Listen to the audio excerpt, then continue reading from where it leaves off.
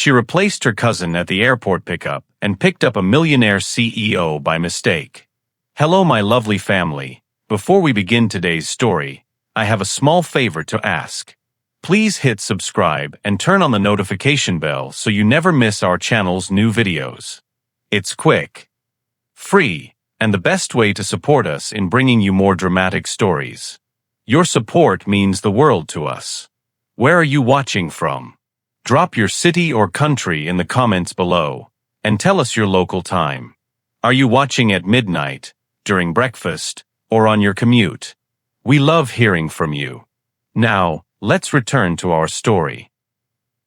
The steady hum of jet engines filled the terminal of John F. Kennedy International Airport.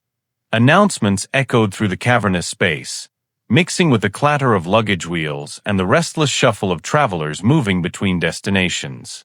Under the harsh fluorescent lights, Elisa Mendez stood near Gate B7, her fingers gripping a white cardboard sign that read Jeffrey Wellington, O'Brien Consulting in her careful handwriting. She smoothed down the turquoise blazer she'd borrowed from her cousin Carol that morning, the same cousin who had called in a panic just 3 hours earlier, her voice tight with the kind of desperation only a mother's worry could produce. Elisa, I need you. Please. Marcus fell at school and broke his arm. I'm at the hospital. You're the only person I trust to do this. Elisa had been in the middle of teaching an after-school art class in the Bronx, paintbrushes still tucked in her bag, traces of acrylic paint still visible under her fingernails despite her frantic scrubbing in the community center bathroom. But Carol's voice had carried that edge of maternal fear that made saying no impossible.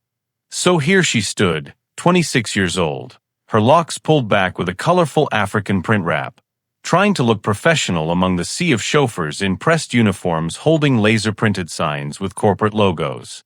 Elisa shifted her weight, hyper-aware of the scuffed ballet flats she wore beneath the blazer, the only professional shoes she owned that didn't pinch after 5 minutes. Around her, professional drivers checked their phones with practiced boredom, their signs perfectly printed, their postures relaxed and confident. She caught her reflection in a nearby glass wall and winced.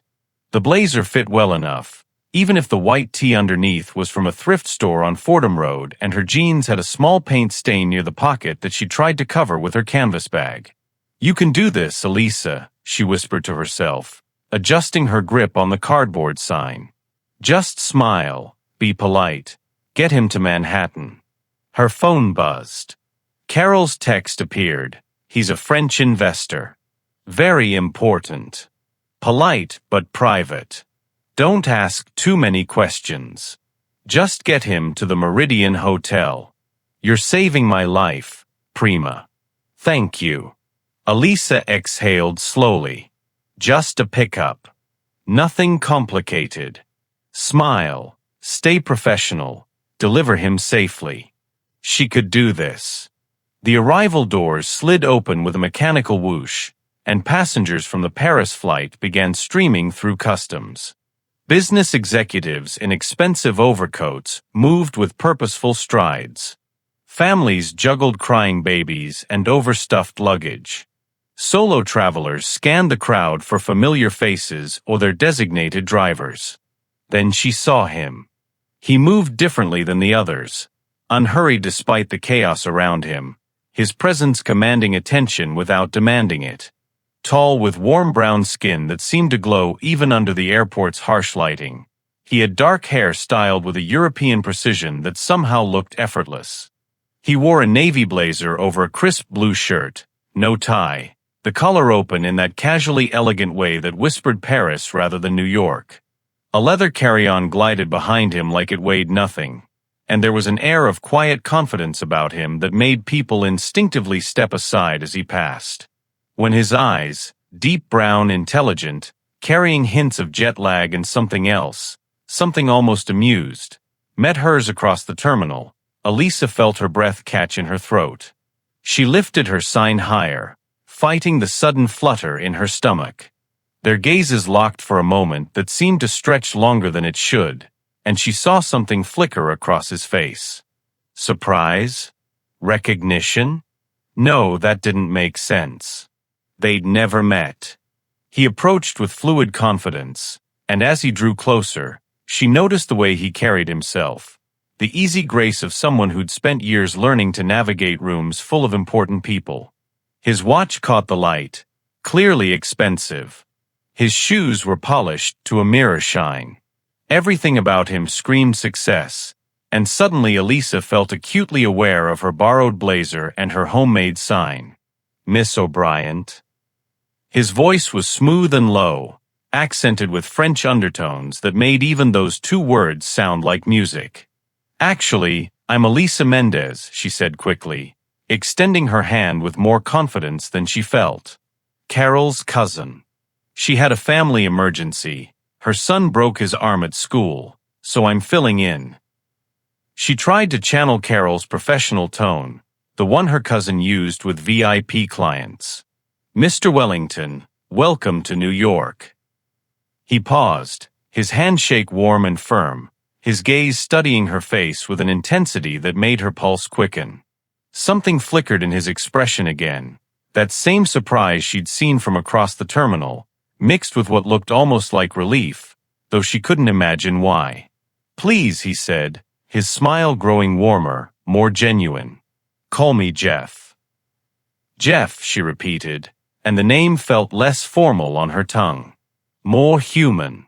More real. And you must call me Elisa. Elisa. He said her name slowly, testing it, as if tasting something new and finding it unexpectedly delightful. That's a beautiful name. She felt heat rise to her cheeks. Thank you. The car's just outside. I hope you don't mind. It's not exactly a luxury vehicle. Carol usually uses the company sedan, but I had to borrow my friend's car on short notice. I've traveled in far worse, he assured her, gesturing for her to lead the way, that slight smile still playing at his lips. After 12 hours on a plane, any car that moves is luxury enough. The borrowed Toyota's heater groaned to life as Elisa merged into the evening airport traffic. The sky was deepening from purple to indigo, and the Manhattan skyline began to sparkle in the distance like a constellation of earthbound stars. She gripped the steering wheel, hyper-aware of Jeff's presence in the passenger seat, the subtle cologne that smelled like cedar and something expensive she couldn't name, the way he seemed completely at ease despite the car's questionable shocks and the ominous rattle whenever she hit a bump. For a few minutes, comfortable silence filled the space between them. Elisa focused on navigating the maze of airport exits, trying not to think about how close he was sitting, or how his profile looked almost sculpted in the dashboard light. So, he said finally, his voice breaking through her concentration, Carol mentioned you're an artist? Elisa glanced at him, genuinely surprised. She did. We talked briefly when she arranged the pickup last week. She said her cousin was the creative one in the family. I'm curious what that means. Elisa laughed softly, some of her nervousness easing. Well, I teach art classes to kids in the Bronx. Painting, drawing, basic sculpture when we can afford the supplies. And I paint when I can afford my own supplies. She shrugged, keeping her eyes on the road as they merged onto the Van Wyck Expressway. Not exactly glamorous. Glamorous is overrated, Jeff said, and something in his tone made her look over. He was watching her with genuine interest, his body angled slightly toward her despite the seatbelt. Teaching children to see the world creatively, to express themselves through art, that's more valuable than most boardroom negotiations I've sat through. You say that like someone who's sat through a lot of boardroom negotiations.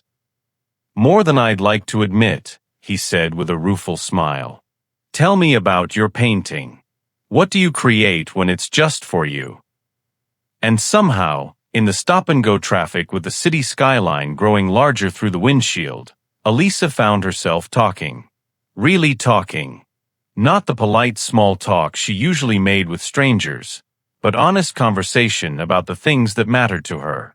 She told him about the community mural project she was trying to organize, about her dream of opening a free art studio for neighborhood kids who couldn't afford lessons, about the way painting made the world feel both bigger and more manageable at once.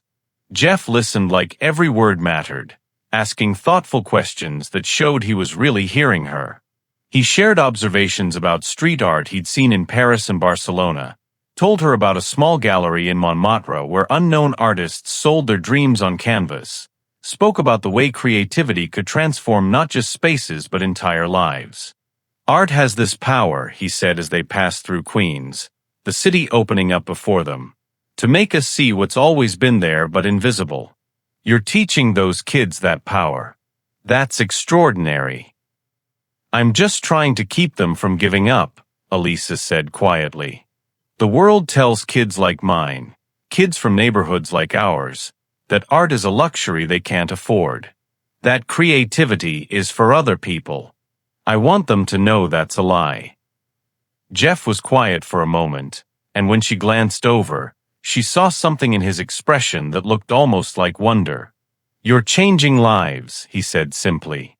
I hope you know that. By the time they reached the Meridian Hotel's elegant entrance, 45 minutes had passed like 45 seconds.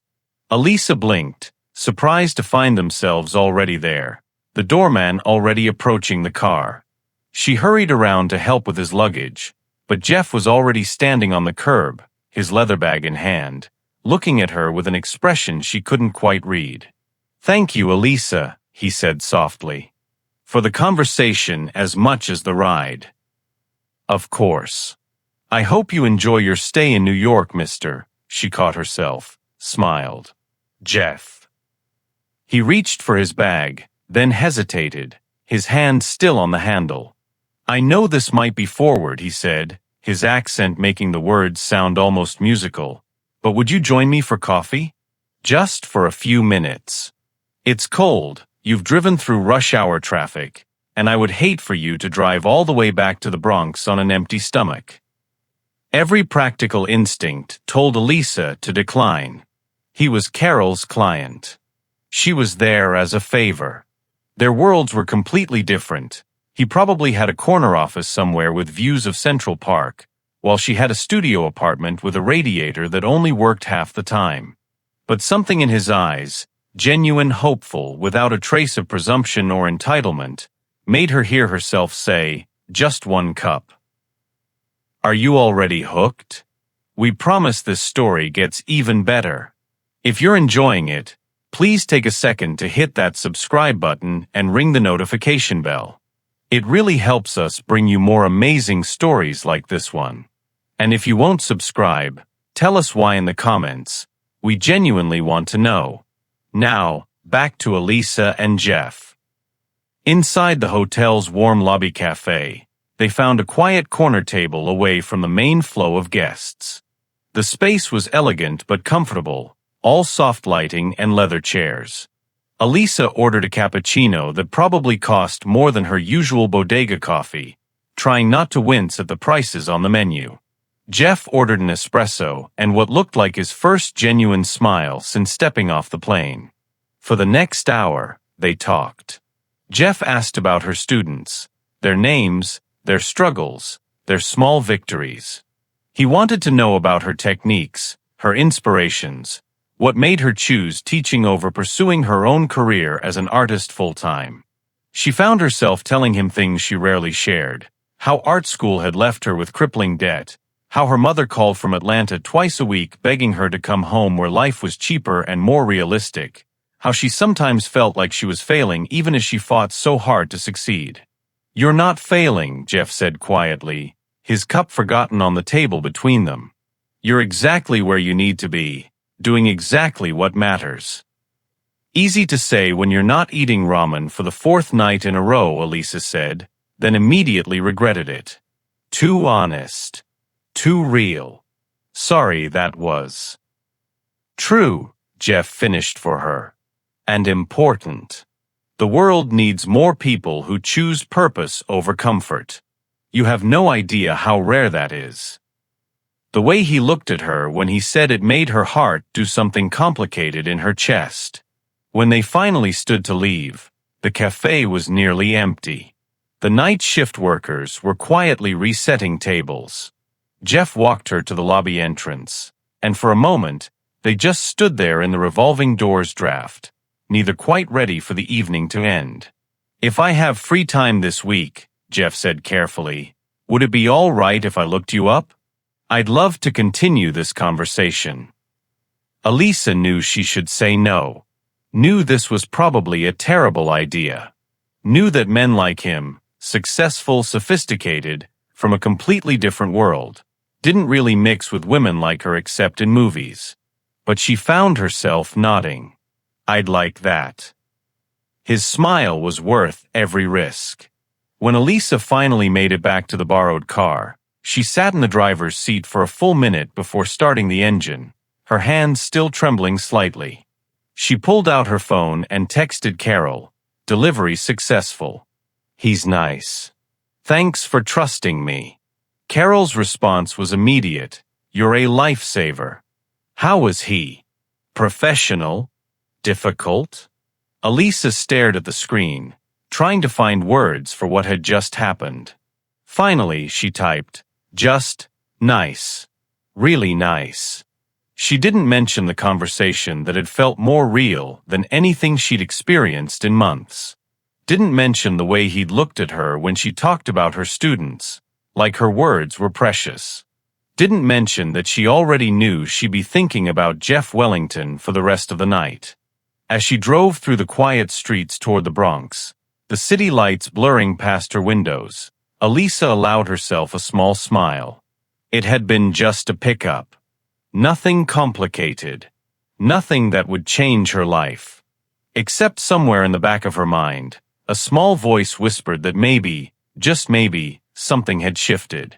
Something had begun.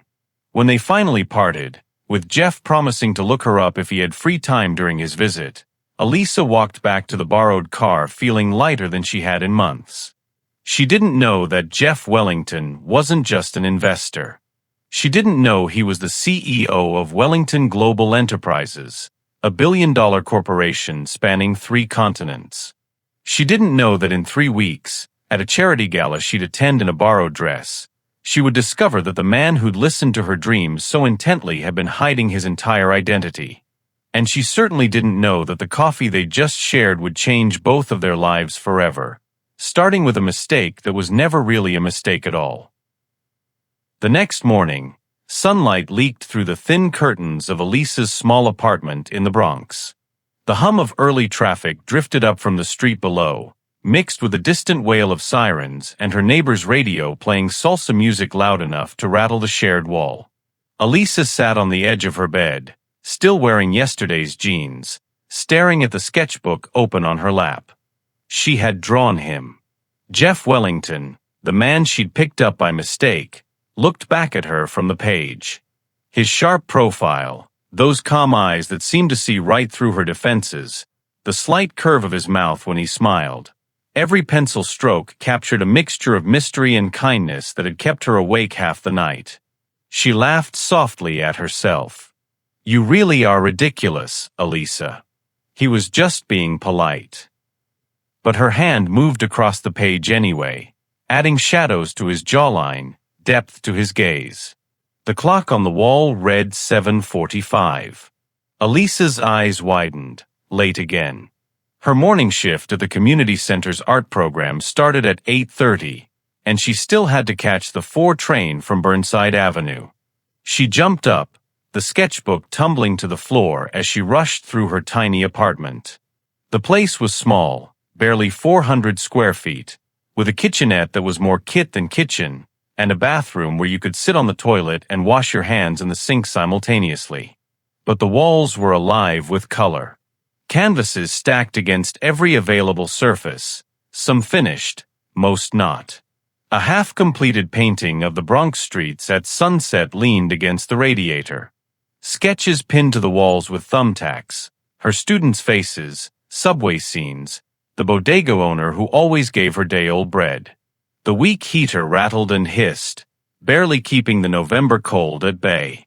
Peeling paint near the ceiling spoke to the apartment's age, but Elisa had covered most of the sad beige with her artwork, transforming the space into something that felt alive, vibrant, hers.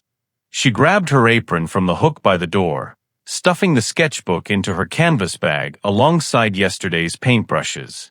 Outside, the morning air bit at her cheeks as she hurried down the cracked sidewalk, past Mr. Chen's grocery and the corner where teenagers already gathered despite the early hour.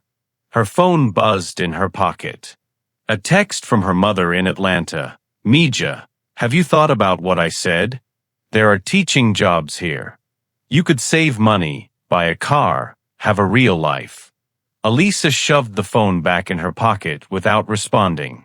This conversation happened twice a week, like clockwork. Her mother meant well, but she didn't understand.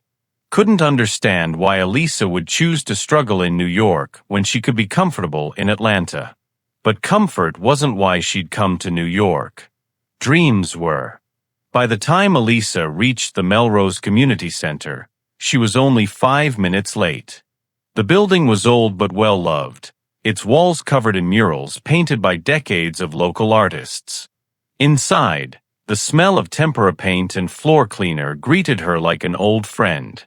"Morning, Miss Elisa." A chorus of young voices called out as she entered the art room. 12 kids, ages 7 to 14, were already setting up their stations. A beautiful mix of Black, Latino, and Asian children from working-class families in the neighborhood. Some had 2 parents working 3 jobs. Others were being raised by grandparents or older siblings. All of them came to her twice a week to learn that beauty could be created with their own hands, that art didn't belong only to the wealthy or the formally trained. "Good morning, my beautiful artists," Elisa said, tying on her apron. "Today we're continuing our self-portraits. Remember, we're not trying to look like a photograph. We're trying to show who we really are on the inside." The kids settled into their work, focused and serious in that way children get when they're doing something that matters to them. Elisa moved between the tables, offering guidance, encouragement, small corrections. She stopped at Maya's station, an 8-year-old girl with thick glasses and a quiet intensity that reminded Elisa of herself at that age. Maya was painting herself with butterfly wings. "That's beautiful, Maya. Tell me about the wings." "My abuela says I'm going to fly away someday," Maya said softly, not looking up from her canvas. "She says I'm going to go places she never could." Elisa's throat tightened. "Your abuela is right." Maya looked up then, her dark eyes serious behind her glasses. "Miss Elisa, can you make art if you're poor?" The question hit Elisa square in the chest. She knelt down beside Maya's chair, eye level with the little girl. "Art doesn't care about money, baby. It cares about what's in here." She pointed to Maya's heart. "You know what the most expensive thing in the world is? It's not paint or canvas or fancy art school. It's having something to say and the courage to say it. You have both of those things." Maya smiled, a gap-toothed grin that made Elisa's eyes sting with unshed tears. These kids. They were why she stayed. Why she chose ramen dinners and overdue rent and her mother's disappointed phone calls.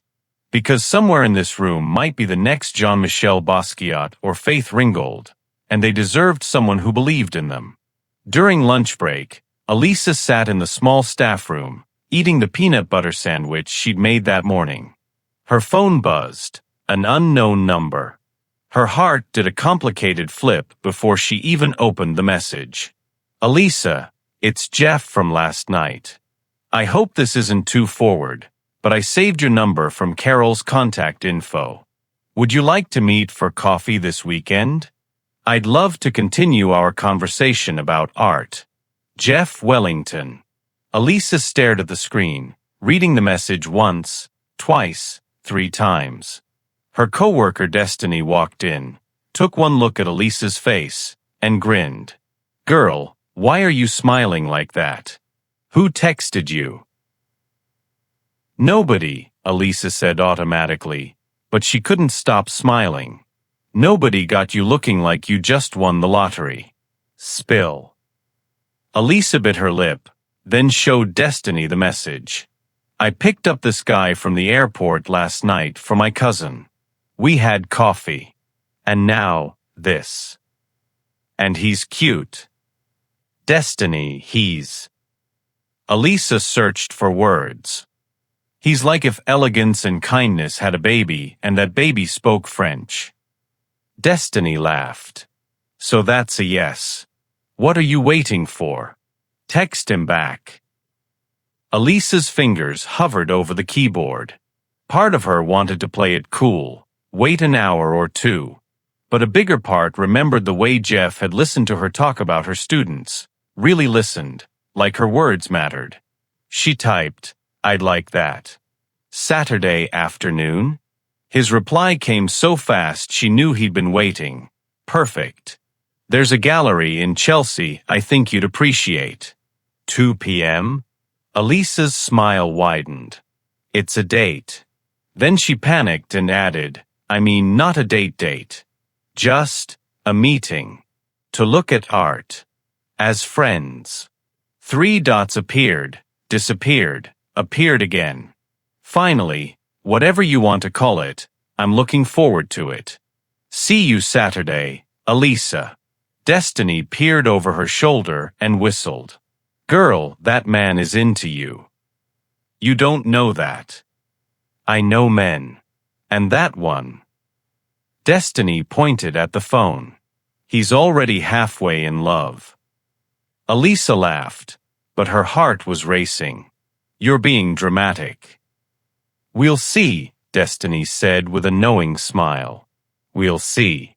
The rest of the week crawled by in a blur of teaching, her weekend barista shift at the local cafe, and one late-night mural commission that paid just enough to keep her from being short on rent.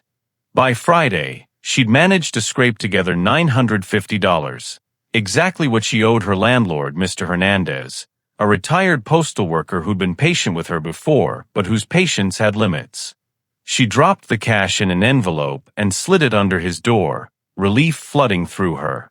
Another month survived. That night, Elisa stood in front of her closet, trying to figure out what to wear to a Chelsea gallery when your entire wardrobe cost less than 1 month's subway pass. Her nicest clothes were art-spattered. Her professional clothes were borrowed. Everything else was thrift store finds that looked their age. Finally, she settled on her vintage denim jacket, the one with paint splatters that could pass as intentional, and a simple black dress she'd found at a Goodwill in Manhattan. She tried it on, studied herself in the bathroom mirror. The dress fit well, hugging her curves without being too tight. The denim jacket gave it an artistic edge. Her locks would flow free tomorrow, not tied back. She'd be herself, paint stains and all. If Jeff Wellington wanted to know the real her, he might as well start with the truth. She was an artist who wore her work everywhere she went. She was a woman who chose dreams over comfort. She was someone who believed that beauty mattered, even when, especially when, the world said it didn't. And if that wasn't enough for him, better to find out now. Jeff texted her first. What do you think? Is this the start of something special, or is Elisa walking into heartbreak? Drop your predictions in the comments. And please, if you haven't already, subscribe and turn on notifications. Trust us, you won't want to miss what happens next. Where are you watching from? Comment your location and local time below. Saturday afternoon arrived wrapped in that perfect November weather. Cold enough for jackets but warm enough for the sun to feel like a gift. Elisa arrived at the Chelsea Gallery 15 minutes early, nervous energy making it impossible to be fashionably late. The gallery was small, tucked between a coffee shop and a vintage bookstore on West 21st Street. Through the window, she could see abstract paintings in bold colors, sculptures that looked like frozen movement, photographs that captured moments of raw humanity. You have good taste in galleries. Elisa spun around. Jeff stood a few feet away, dressed in dark jeans and a charcoal sweater that probably cost more than her monthly rent, though she couldn't have named the brand. He looked different than he had at the airport, more relaxed, more present, more real. "You're early," she said, smiling. "So are you." He returned her smile, and for a moment they just stood there, two people who'd shared coffee and conversation days ago and were somehow picking up exactly where they'd left off. Inside, the gallery was quiet, intimate. Only a handful of other visitors wandered through the space. The artwork was from emerging artists, the kind who hadn't been discovered yet, whose prices were still accessible to normal humans. Jeff watched Elisa more than he watched the art. She caught him doing it, the way his gaze followed her as she moved from piece to piece, analyzing composition and technique, reading the stories the artists were trying to tell. "You see things other people miss," he said as they stood in front of a painting of a city street at sunset. "I just see what the artist wanted to show," Elisa replied, tilting her head. "This one, for example. At first, it looks like just another urban landscape. But look at the shadows." She pointed. "Every person is disconnected from their shadow. The artist is saying we've become separated from ourselves in the city. We're here, but we're not really here." Jeff studied the painting with new eyes, then looked at her. "What do you see here?" he asked, gesturing to a different painting, this one of an empty subway platform. Elisa moved closer, examining it. "Loneliness in the middle of millions. The artist is searching for connection in a place designed for constant movement. Everyone's always coming or going, never staying." Jeff went quiet for a moment, something shifting in his expression. "That's exactly right," he said softly. "How did you know?" "Because I feel it too sometimes," Elisa admitted. "This city is full of people, but it's so easy to feel completely alone." Their eyes met, and in that moment, something passed between them, a recognition, a shared understanding that both of them knew what it meant to be surrounded by millions and still feel invisible. After the gallery, they found a small cafe nearby. Over coffee that was nowhere near as expensive as the Meridian's but tasted better somehow, Jeff asked about her teaching, her students, her dreams. Elisa found herself telling him about Maya's question, "Can you make art if you're poor?" And the way it had broken her heart. "What did you tell her?" Jeff asked, his expression soft. "That art is the one thing no one can take away from you. That it doesn't care about your bank account, only about what's in your heart." "You're changing lives," Jeff said, and the way he looked at her made Elisa believe it might be true. "You know that, right? Those kids will remember you forever." Elisa laughed, deflecting. "I'm barely paying my rent. I'm not changing anything." "You're wrong." Jeff leaned forward, his voice intense but gentle. "Those kids will grow up knowing that someone believed in them, that someone thought they were worth investing in. Do you have any idea how rare that is? How powerful?" Elisa felt tears prick at her eyes and looked down at her coffee. I want them to know they matter. That they don't have to wait for permission to create, or for someone to tell them they're good enough." "That's everything," Jeff said quietly. They sat in comfortable silence for a moment, the cafe humming with quiet conversation around them. They left the cafe and walked aimlessly through Manhattan, the way only New Yorkers do, no destination, just movement and conversation. The sunset turned the buildings to gold and bronze, painting the city in warm light. They passed street musicians and artists selling their work from folding tables. Life happened everywhere around them. Families arguing, couples kissing, business people rushing to somewhere important. Jeff seemed lighter here, away from whatever his usual world was. He laughed more easily, made terrible jokes, pointed out small details Elisa would have missed. They ended up at Washington Square Park as dusk settled in. The chess players were still battling it out under the arc lights. A guitarist played something bluesy near the fountain. NYU students sprawled on benches, textbooks forgotten as they debated philosophy or politics or what party to hit that night. "Do you miss Paris?" Elisa asked as they watched a particularly intense chess match. "Sometimes," Jeff admitted. "But New York has something Paris doesn't." "What's that?" He looked at her, his dark eyes catching the light. "Unexpected surprises." Elisa's breath caught. The way he was looking at her, like she was one of those surprises, like finding her had shifted something in his world, made her heart do complicated things in her chest. Over the next 3 weeks, they fell into a pattern. 5 more meetings that felt like dates but were never called that. Coffee shops where they talked for hours. Parks where Elisa sketched and Jeff watched. Walking tours where they discovered hidden corners of the city. Jeff never mentioned work specifics, just vague references to business meetings and investor calls. Elisa didn't pry. She was enjoying the mystery, the way he seemed to exist outside the normal rules of her life. One afternoon, Jeff showed up at Bryant Park while Elisa was sketching. He didn't announce himself, just sat down beside her on the bench and watched in silence as her pencil moved across the page. After a while, she started drawing his hands, the way they rested on his knees, long fingers relaxed, capable and gentle all at once. "May I keep that?" he asked when she finished.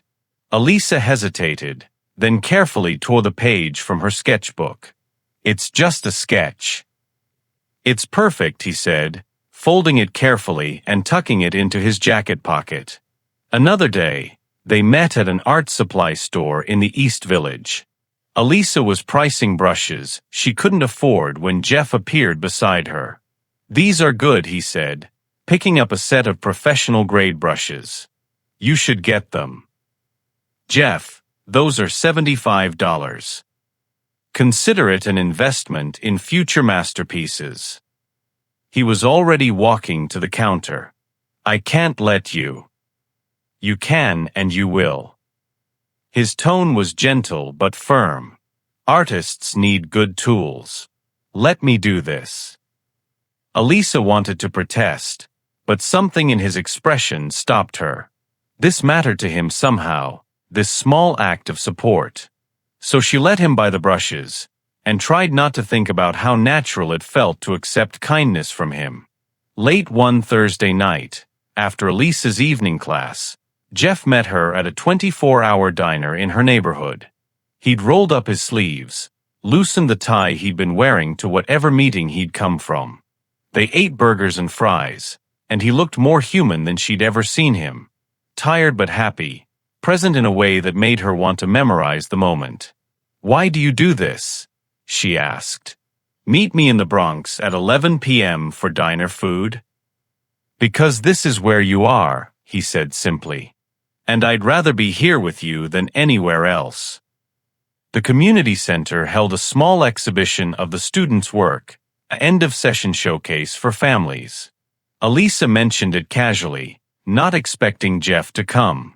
But he showed up in jeans and a simple shirt, a bouquet of flowers for her and an encouraging word for every single student. He spent 2 hours asking the kids about their artwork, taking photos of every piece, praising their technique and creativity with genuine enthusiasm. The kids loved him. The parents eyed him curiously. Who was this man with a slight French accent who spoke to their children like they were real artists? Maya tugged on his sleeve. "Are you Miss Elisa's boyfriend?" Jeff glanced at Elisa, who felt her face heat. "I'm her friend," he said diplomatically. "But do you want to be her boyfriend?" Maya pressed, with the brutal honesty only 8-year-olds possess. "Maya." Elisa interjected, mortified. But Jeff just smiled. "I think your teacher is pretty wonderful. Don't you?" Maya nodded sagely. "You should marry her. She needs someone to buy her the good paints." Later, walking back to her apartment, Elisa couldn't stop laughing. "I'm so sorry about Maya."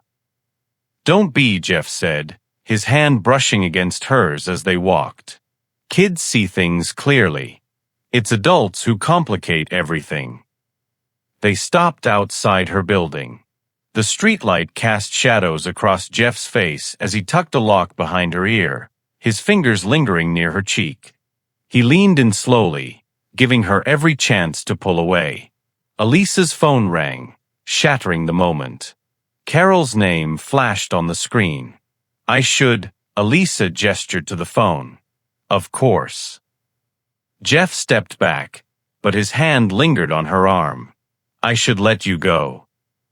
But neither of them moved for a long moment, the almost kiss hanging in the air between them like a promise.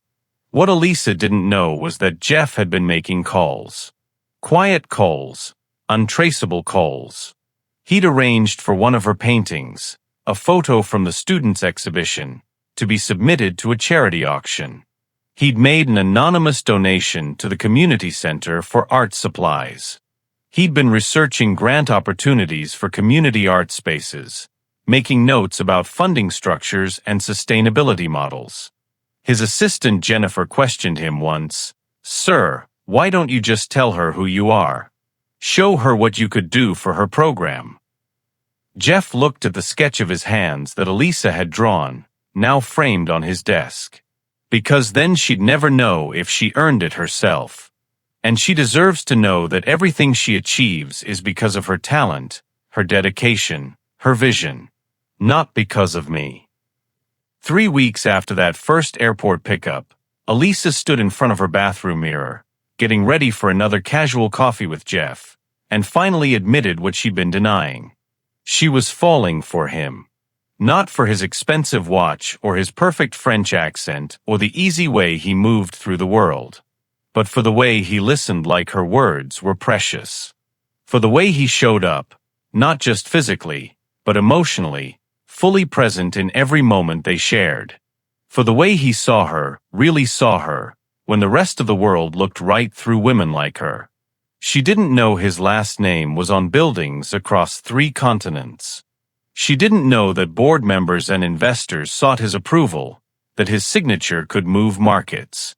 She only knew that when she was with him, the daily struggle of surviving in New York felt a little less heavy. And that was enough. For now. Elisa is falling hard.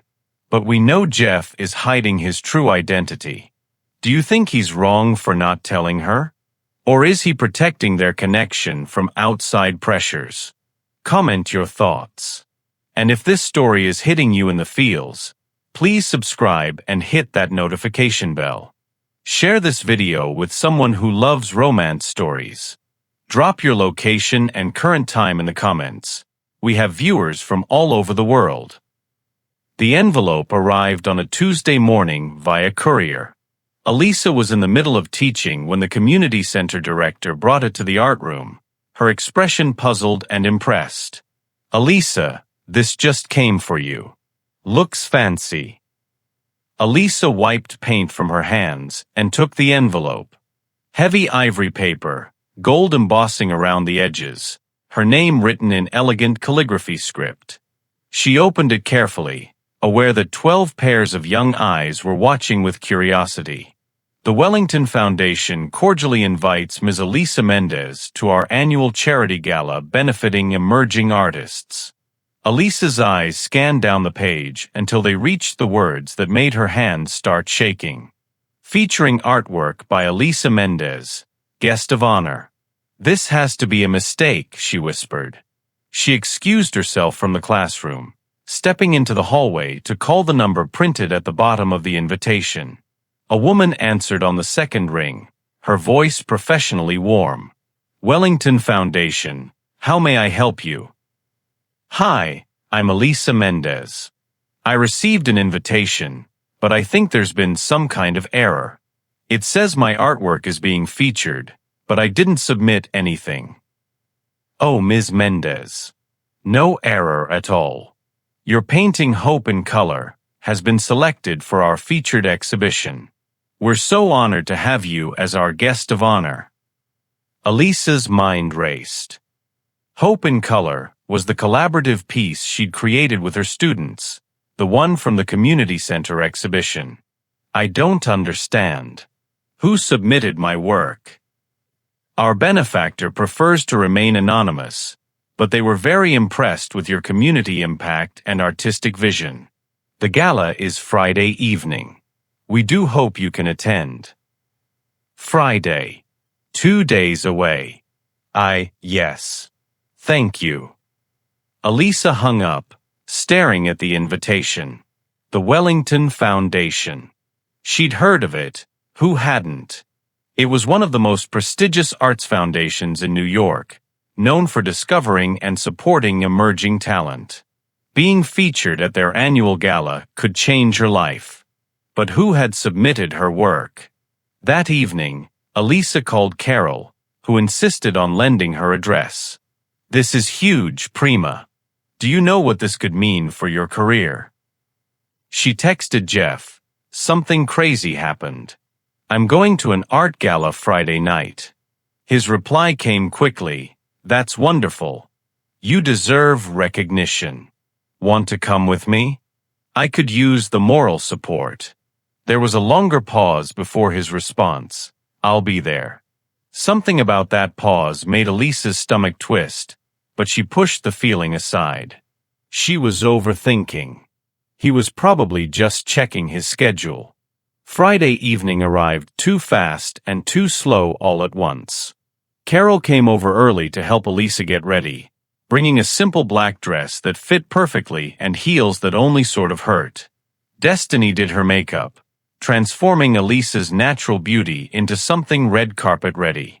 "Girl, you look like you belong in that ballroom," Destiny said, stepping back to admire her work.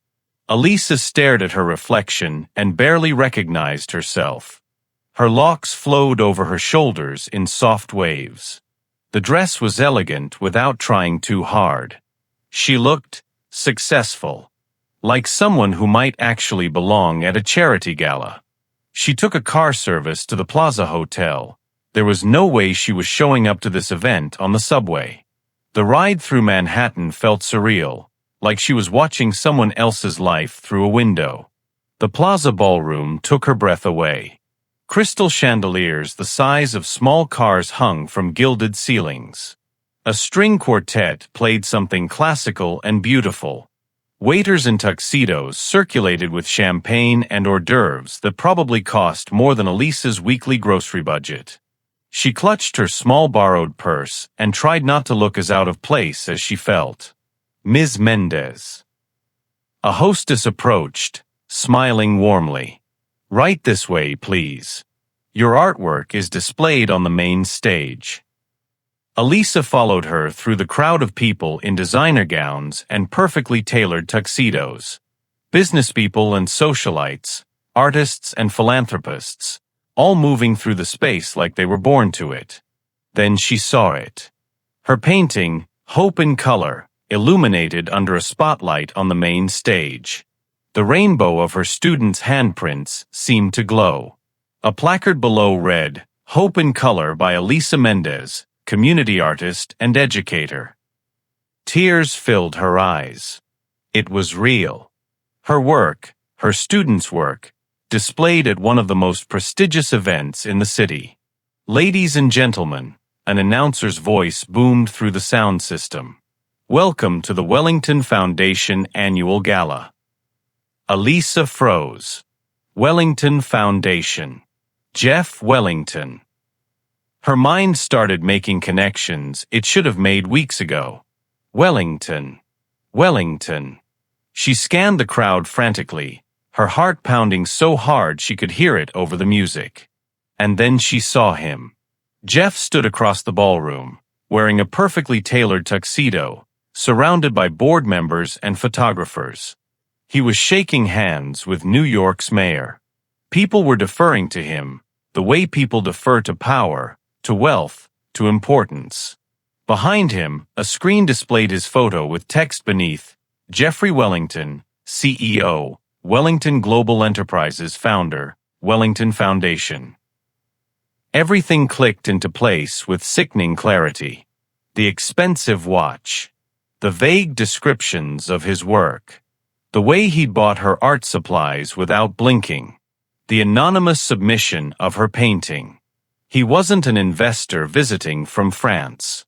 He was the billionaire CEO whose name was on the building.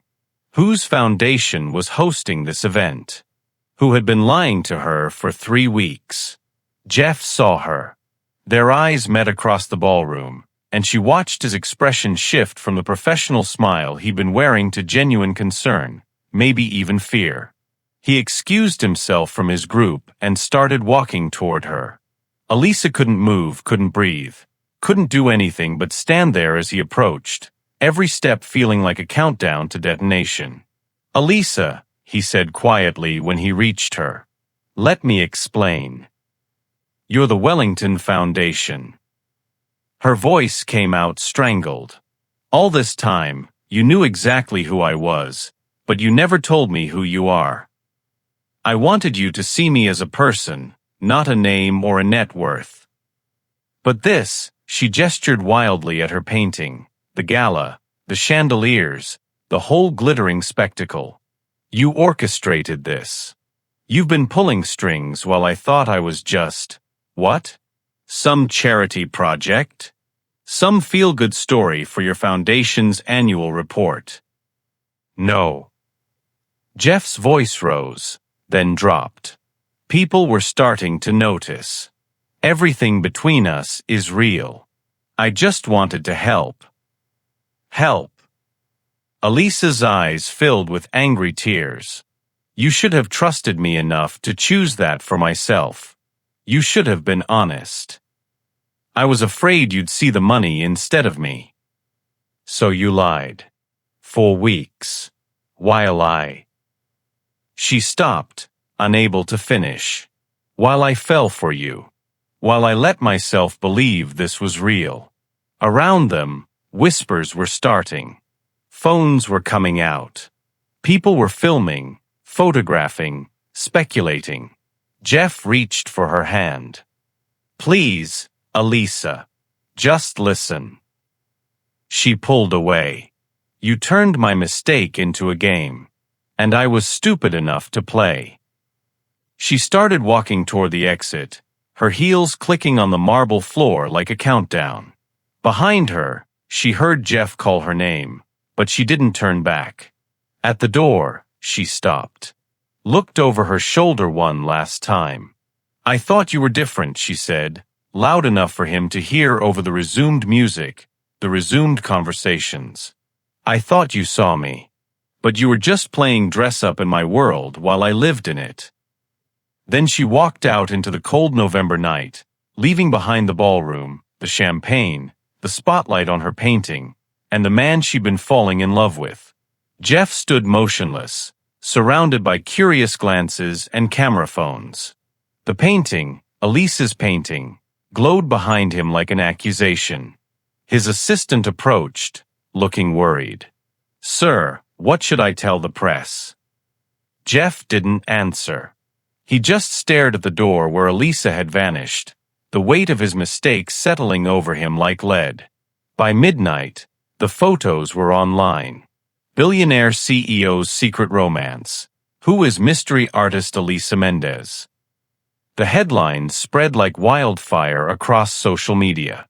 Her face, caught mid-confrontation with Jeff, was everywhere. The comments section was brutal. "Gold digger caught red-handed. She was probably using him all along. Lucky charity case. Got found out. These women always have an angle."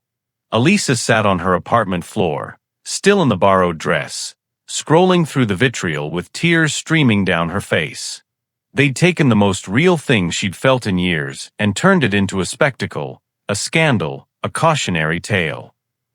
Her phone buzzed with texts from Carol, from Destiny, from numbers she didn't recognize, reporters probably, wanting her side of the story. She turned off her phone and pulled out her suitcase. That was intense. Elisa walked away, but can we blame her? He lied for weeks. Drop a heart emoji if you're Team Elisa or a handshake emoji if you think she should have let him explain. This is getting good, folks. Make sure you're subscribed with notifications on so you don't miss the next chapter. We post weekly, and trust me, the next part will blow your mind. Comment where you're watching from and what time it is. Love hearing from our global audience. Elisa deleted every photo of Jeff from her phone. She threw away the sketch she'd drawn of him, ripping it into pieces too small to salvage. She packed a single suitcase with clothes, art supplies, and the few things that mattered. By dawn, she was on a Greyhound bus heading south, away from the city that had promised dreams but delivered heartbreak. In her bag was a one-way ticket to Asheville, North Carolina, where her art school friend Maria had been begging her to visit for months. Manhattan grew smaller in the rear window, taking with it the coffee dates, the gallery walks, and the fairy tale she'd been foolish enough to believe. Behind her, Jeff Wellington stood on his penthouse balcony, watching the sunrise over a city that suddenly felt emptier than it ever had before. Asheville, North Carolina, was everything New York wasn't. Small, artsy, nestled in the Blue Ridge Mountains like a secret someone had forgotten to share. The air was clean. The pace was slower. The cost of living was manageable. Maria's cottage near the River Arts District had an extra bedroom that became Elisa's. At first, Elisa did nothing but sleep and cry. Maria let her, bringing tea and comfort and understanding silence. "Take your time, Hamana," Maria said. "Heartbreak isn't a race." After 2 weeks, Elisa started sketching again. Mountains instead of skyscrapers. Trees instead of subway platforms. Landscapes that felt safe, neutral, empty of people. She'd blocked Jeff's number. Deleted her social media accounts. Went off-grid as completely as a person could in the digital age. She found work at a local community center, teaching art to kids twice a week. The pay was lower than New York, but the cost of living balanced it out. 15 children, ages 6 to 12, from working-class families scattered across the mountains. They reminded her why she'd become a teacher in the first place. Little Jamal, 7 years old with gap teeth and endless questions, asked one day, "Miss Elisa, why do you always look sad?" Elisa forced a smile. "I'm not sad, baby. Just remembering something I lost. My mama says when you lose something, sometimes the universe gives you something better." Elisa pulled him into a hug, fighting tears. "Your mama is a wise woman." Slowly, the kids made her smile again. Made her remember that art wasn't about Jeff or New York or billionaire foundations. It was about this, small hands creating beauty, young minds discovering they had power to make something from nothing. After 6 weeks, she painted her first new piece, Mountains After the Storm. Dark blues and grays with touches of gold breaking through like sunlight after rain. Maria found her in the small studio they'd set up in the cottage's spare room, staring at the canvas. "You're painting again," Maria said softly. "That's growth." "I'm trying," Elisa whispered. "That's all any of us can do." By 8 weeks, Elisa felt almost human again. The raw wound of betrayal had scabbed over, if not fully healed.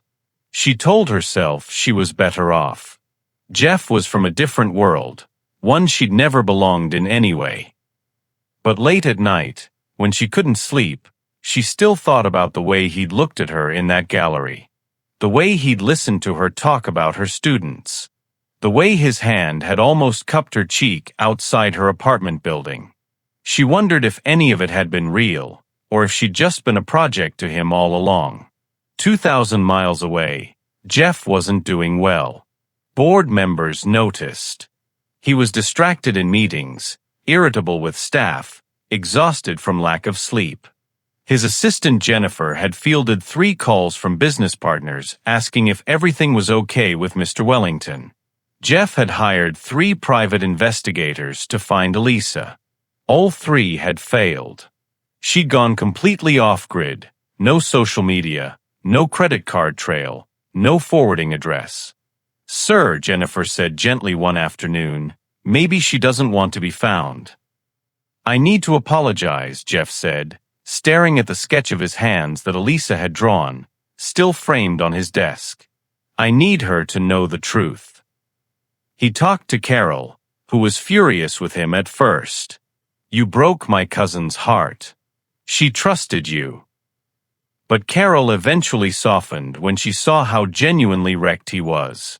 She told him about Elisa's struggles, her dreams, her fear of being someone's charity case or pet project. "That's exactly what you made her feel," Carol said. "Like she was something to be fixed, not someone to be loved." Jeff realized with crushing clarity that he'd done exactly what Elisa feared most. He visited the Bronx Community Center where she'd taught, sat in on the current art class, made an anonymous donation to keep the program running. The director mentioned casually that Elisa had moved down south, Asheville maybe? "She keeps in touch with some of the students." Asheville. Jeff flew to North Carolina on his private jet, checked into the Grove Park Inn, and spent 3 days making discreet inquiries at galleries and art centers around town. Finally, someone mentioned, "Yeah, there's a new teacher at the River Arts District Center. From New York, I think.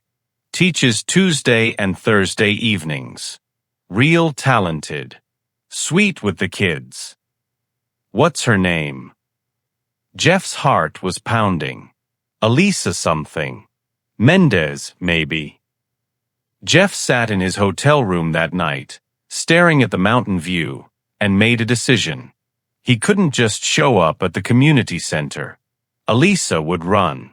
She'd be right too. He needed to show her, not tell her, that he'd learned. That he understood what he'd done wrong. He reached out to the Asheville Arts Council with a proposal, a fully funded community art exhibition featuring local teachers and their students. Voices of Asheville, art for everyone. The council was thrilled. Who's funding this? Jeff's lawyer handled the details, an anonymous benefactor from New York who believes in accessible art education.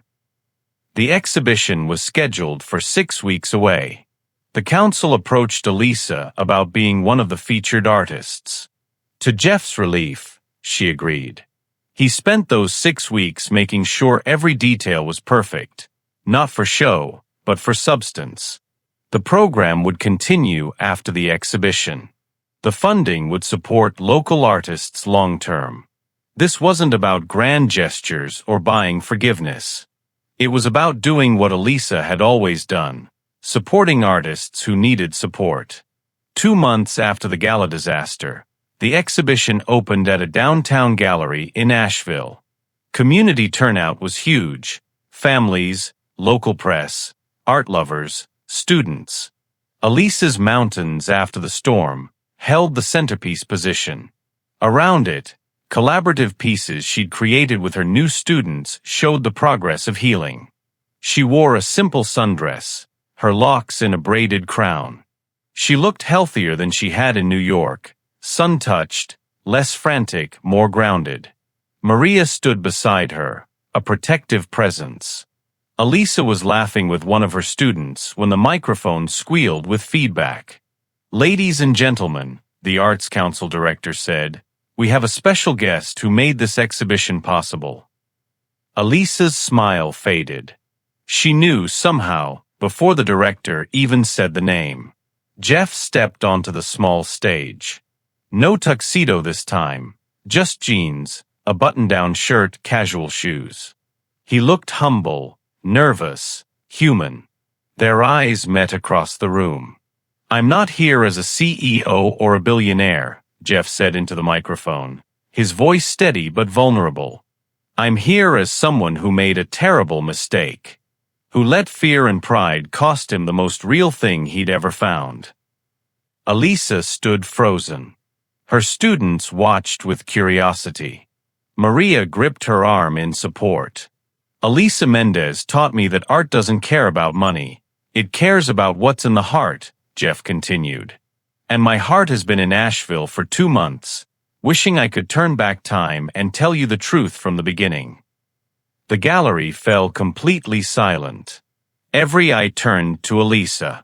And for the first time since that night at the plaza, she looked directly at Jeff Wellington and didn't walk away. Jeff followed her to Asheville. What do you think? Is this romantic or creepy? Comment your honest opinion. Jeff took a deep breath and continued, his voice carrying through the quiet gallery.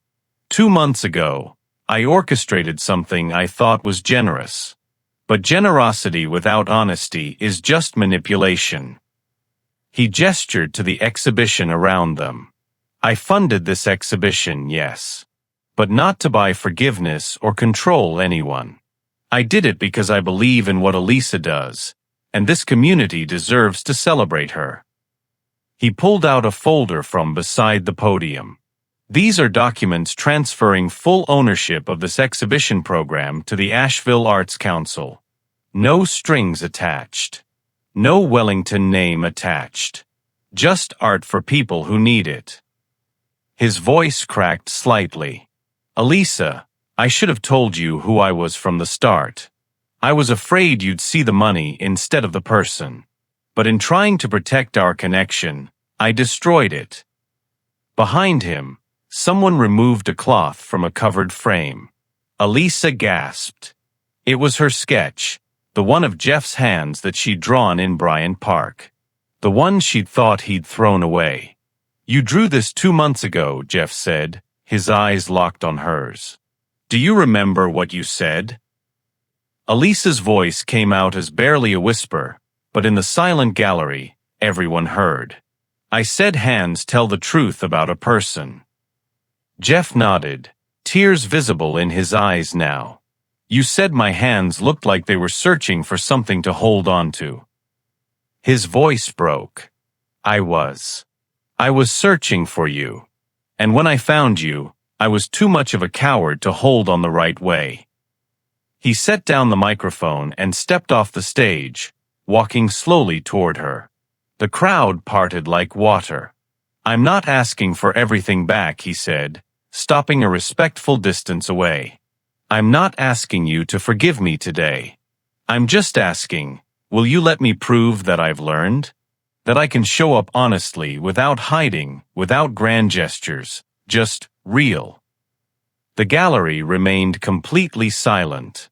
Maria squeezed Elisa's hand. Her students watched with wide eyes, sensing the importance of this moment.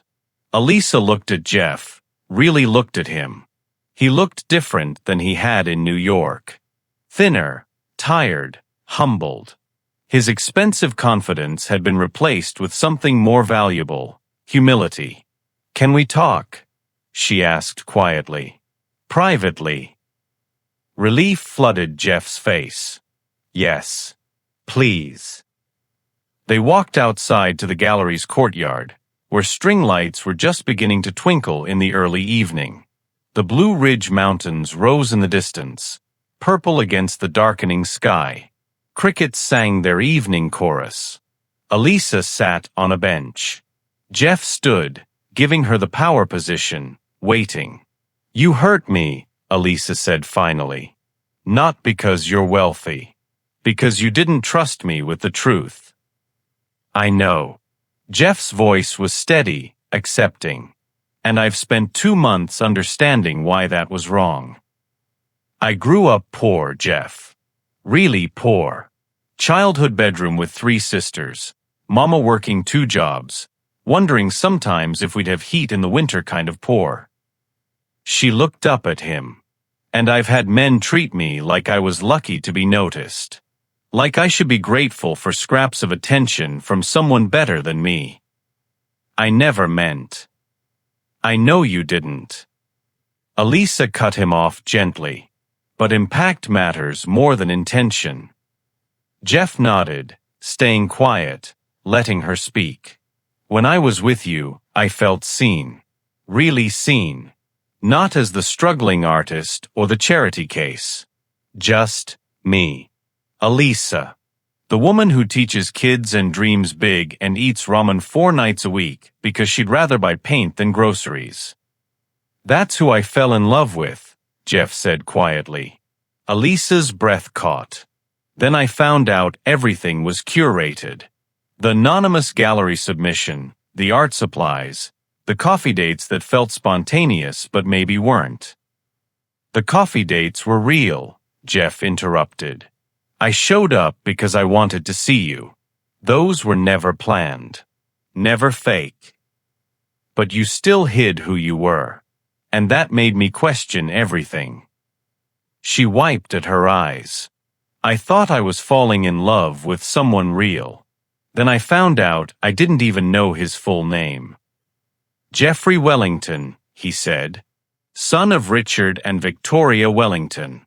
Born in Manhattan, educated in London, made his first million at 25 and his first billion at 30. CEO of a company that employs 50,000 people. Owner of properties on 3 continents. He sat down beside her, not too close, still respectful of her space. But none of that is who I am, he continued. I'm also someone who was desperately lonely until a woman picked me up at the airport by mistake. Who hadn't laughed genuinely in years until I heard her tell stories about her students. Who hadn't felt real human connection until someone drew my hands and told me they looked like they were searching. He turned to face her. You were right. They were searching. I was searching. And I found you, and instead of being brave enough to let you see all of me, I hid. I'm sorry, Elisa. I'm so deeply sorry. Elisa looked at him for a long moment. These 2 months away. I realized something. I was falling in love with you too, Jeff. Not with your money or your world or your ability to make things happen with a phone call. With you. The man who asked about Maya and Jamal by name. Who bought art supplies without making it a thing. Who ate diner burgers at midnight and looked happy doing it. I was happy, Jeff said. I am happy. When I'm with you. But love without trust is just a beautiful house with no foundation, Elisa said. Eventually, it falls apart. Then let me build the foundation, Jeff said. Properly this time. Elisa studied his face, seeing the sincerity there, the hope mixed with fear. If we do this, and that's a big if, it has to be different. Anything, Jeff said immediately. No more secrets. None. I don't care if the truth is ugly or complicated or makes you vulnerable. I need honesty. Real honesty, not the technically didn't lie kind. You have it. Always. I'm not moving back to New York, Elisa continued. I like it here. It's home now. The mountains, the pace, the community. I'm staying. Then I'll come here, Jeff said without hesitation. I can work remotely most days, fly to New York for essential meetings. I'll get an apartment here. A modest one, he added quickly. Not some mansion that makes the neighbors uncomfortable. Elisa almost smiled. Your family won't like me. Your mother already didn't 6 years ago when you were just dating some girl. Now you're CEO, and I'm still the struggling artist from the Bronx. My mother doesn't get a vote in my life anymore, Jeff said firmly. You do. Only you. One more thing. Elisa turned to face him fully. We start slow. Real dates. Real time. No rushing into anything because it feels romantic or we want to make up for lost time. How slow? Jeff asked. Elisa smiled, a real smile. The first she'd given him since the gala. Slow enough that I believe you're here for the right reasons. That this isn't guilt or some white knight complex. That you actually want to be with me, not the idea of me.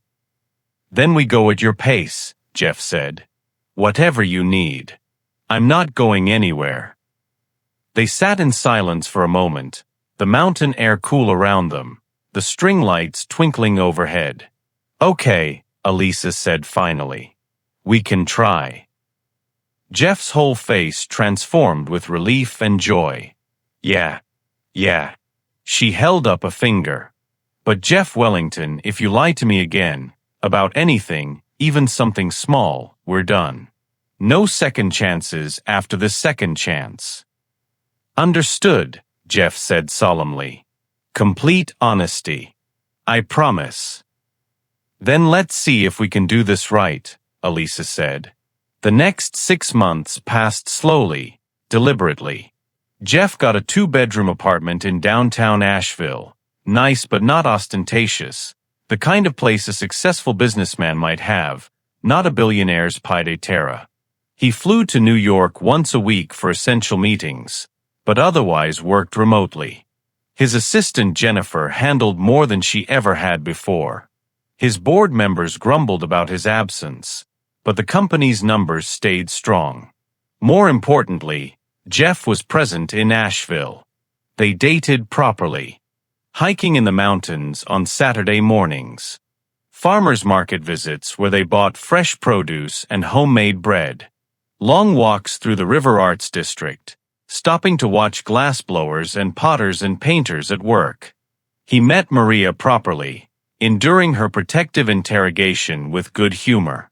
He learned to cook basic meals, badly at first, burning everything from pasta to scrambled eggs, but improving with practice and Elisa's patient instruction. He showed up at the community center twice a week, sitting on the floor with the kids while they painted, letting them splatter colors on his expensive shoes, answering their endless questions about France and planes and why rich people don't smile more. Little Jamal appointed himself Jeff's art teacher. "Mr. Jeff, you gotta blend the colors better. Like this, see."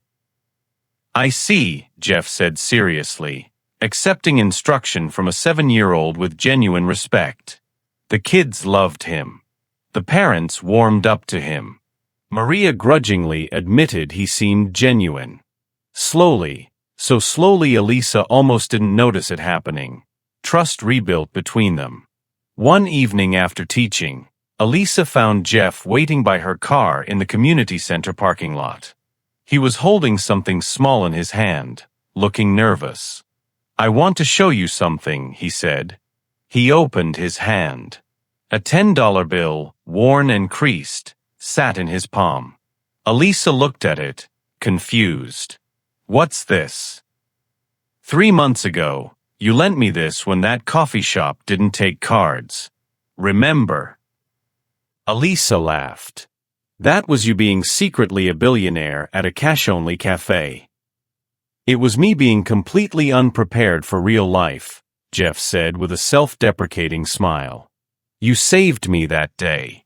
Lent me money without hesitation, even though I was clearly some guy who could afford his own coffee." He turned the bill over. It had been laminated, preserved. "I kept it," he said softly, "because it reminded me that kindness doesn't have a price tag, that the most valuable things in life, connection, generosity, seeing someone's humanity, those can't be bought. They can only be given freely." Elisa's eyes filled with tears. "This $10, Jeff continued, represents the moment I started falling in love with you. Not at the airport or in the car or over fancy hotel coffee, but in a cash-only cafe where you treated me like a regular person who might need help." He got down on one knee, right there in the parking lot. Elisa's hand flew to her mouth. "Elisa Mendez," Jeff said, his voice steady but emotional, "you taught me that the best things in life can't be bought. They have to be earned. Will you let me spend the rest of my life earning your trust, your love, your partnership?" He pulled out a ring, simple, elegant, a single stone that caught the evening light. "It's not the biggest diamond. I wanted something that felt like us. Real. Meaningful. Not trying to impress, just trying to say, I see you, I love you, I choose you." Elisa was crying openly now. "It's perfect." "So is that a yes?" Jeff asked, hope and fear mingling in his expression. Yes, Elisa said, dropping to her knees in front of him, not caring about the parking lot gravel. Yes, Jeff. 1,000 times yes. He slipped the ring onto her finger, and they kissed there in the parking lot as the sun set behind the mountains, turning the sky gold and pink and purple. When they finally pulled apart, both laughing and crying, Elisa held up her hand, admiring how the ring caught the light. Can I ask you something? She said. Anything. That $10. How long have you been carrying it around, waiting for the right moment? Jeff grinned sheepishly. 3 months. I almost proposed 17 different times, but I kept waiting for the perfect moment. And a parking lot was perfect? With you. Jeff said, pulling her close. Everywhere is perfect. The mountains behind Asheville were at their peak autumn glory, red, gold, orange, and yellow painting the ridgeline like a masterpiece. Elisa Mendez Wellington stood under an arch made of branches and fall flowers, her locks crowned with a simple wreath of greenery, wearing a dress that was elegant without being ostentatious. Jeff stood opposite her in a simple gray suit, no tuxedo, no designer labels that screamed wealth. Just a man promising his life to the woman he loved. Their wedding was small. Maria as maid of honor. Jeff's father Richard in attendance, having slowly come to understand that his son had found something real. Victoria Wellington had declined the invitation, but her absence didn't cast a shadow. If anything, it freed Jeff to fully be himself. Elisa's students were flower girls and ring bearers. Maya, now 9 years old, took her role very seriously, clutching the ring pillow like it held the crown jewels.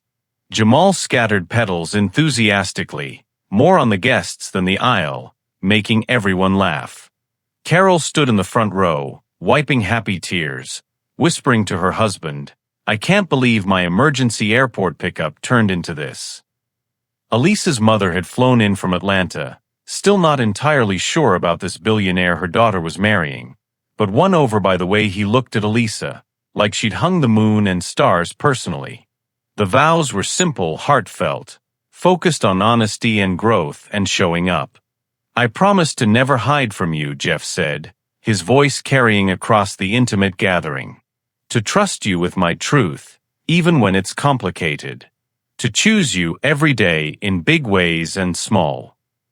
I promise to believe in us, Elisa responded, even when it's hard. To trust that love isn't about perfection, but about showing up honestly, courageously, and saying, this is who I am, and I choose you too.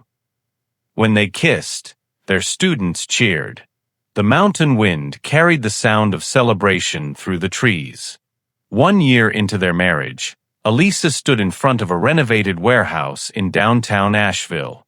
The sign above the door read, Community Canvas, Free Art Studio for All. Her dream, finally real. Jeff had helped with the funding, but Elisa ran it. Her vision, her programs, her rules. They'd brought in other local artists as teachers, created spaces for classes, opened studio time, exhibitions, made art accessible to anyone who wanted to create, regardless of income. On opening day, over 100 people showed up. Families from across Asheville, kids with wide eyes and eager hands, teenagers who'd never thought art was for them, seniors who'd always wanted to paint but never had the chance. Maya, now 10, was the first student to complete a painting in the new space, a self-portrait with butterfly wings, just like she'd painted 2 years ago in the Bronx. I told you you'd fly, Elisa whispered, hugging her. Their home was modest by billionaire standards, a comfortable house in a normal neighborhood, nothing that screamed wealth. The walls were covered in art, student pieces, Elisa's paintings, photographs from their journey. Jeff's company had shifted focus under his leadership. Wellington Global Enterprises now had a major initiative funding accessible arts education globally. Other communities were getting their own community canvas programs. The foundation was changing lives. But the board meetings happened via video call most days. Jeff flew to New York once a week, maybe. He'd learned that being present for what mattered, Elisa's morning coffee, dinner with friends, volunteering at the studio, was worth more than any corner office. One evening, sitting on their porch as the sun set behind the mountains, Elisa leaned against Jeff's shoulder. "Do you ever regret it?" she asked. "Leaving New York, stepping back from the company, choosing this life?" Jeff pulled her closer. "Not for a single second. I traded a life I was supposed to want for a life I actually love. That's not a sacrifice. That's grace. Even when my students paint on your shoes?" "Especially then," Jeff said, looking down at his currently paint-splattered sneakers. "These shoes have more meaning than any of the Italian leather ones ever did." Elisa smiled, then said quietly, "I'm pregnant." Jeff froze. "What?" "I found out this morning. I was going to tell you at dinner, but—" She shrugged, smiling. "I couldn't wait." Jeff's face transformed with joy. He cupped her face in his hands, the same hand she'd drawn 2 years ago, searching for something to hold on to. "We're having a baby." "We're having a baby," Elisa confirmed. He kissed her, then her forehead, then pulled her into an embrace so tight and loving that Elisa felt tears slip down her cheeks. "Are you happy?" she whispered. "Elisa," Jeff said, pulling back to look at her, his own eyes wet with tears, "I didn't know what being genuinely happy was until I met you."